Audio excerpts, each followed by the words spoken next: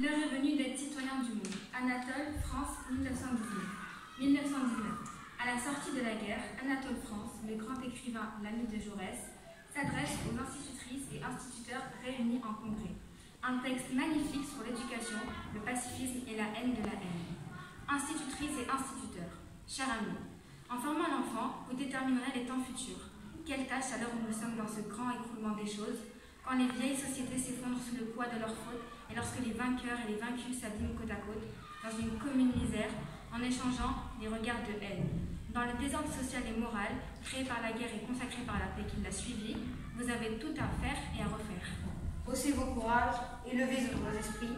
C'est une humanité nouvelle qu'il vous faut créer. Ce sont des intelligences nouvelles que vous devez éveiller. Si vous ne voulez pas que l'Europe tombe dans l'imbécilité et la barbarie, on vous dira « Ah, à quoi bon tant d'efforts ?» L'homme ne change pas. Si, il a changé depuis l'âge des cavernes, tantôt pire et tantôt meilleur. Il change et c'est l'éducation qui le transforme, autant et plus peut-être que l'air et la nourriture. Oui, certes, il ne faut pas laisser subsister un moment l'éducation qui a rendu possible, qui a favorisé l'épouvantable catastrophe dans laquelle nous restons encore à demi ensevelis. Et d'abord, il faut bannir de l'école tout ce qui peut faire aimer aux enfants la guerre et ses crimes. Et cela demandera de longs et constants efforts.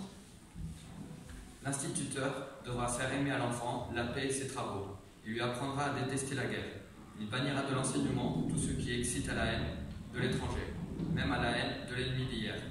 Non qu'il faille être indulgent aux crimes et absoudre tous les coupables. Mais parce qu'un peuple, quel qu'il soit, est composé de plus de victimes que de criminels. Parce qu'on ne doit pas poursuivre les châtiments des méchants sur les générations innocentes. Et parce qu'enfin, tous les peuples ont beaucoup à se pardonner les uns les autres. Formez-nous des hommes raisonnables, capables de fouler aux pieds les vaines splendeurs des gloires barbares et de résister aux ambitions sanguinaires, des nationalistes et des impérialistes qui ont broyé leur père. Plus de rivalité industrielle, plus de guerre. Le travail et la paix. Qu'on le veuille ou non, l'heure est venue ou d'être citoyen du monde, ou de voir périr toute civilisation.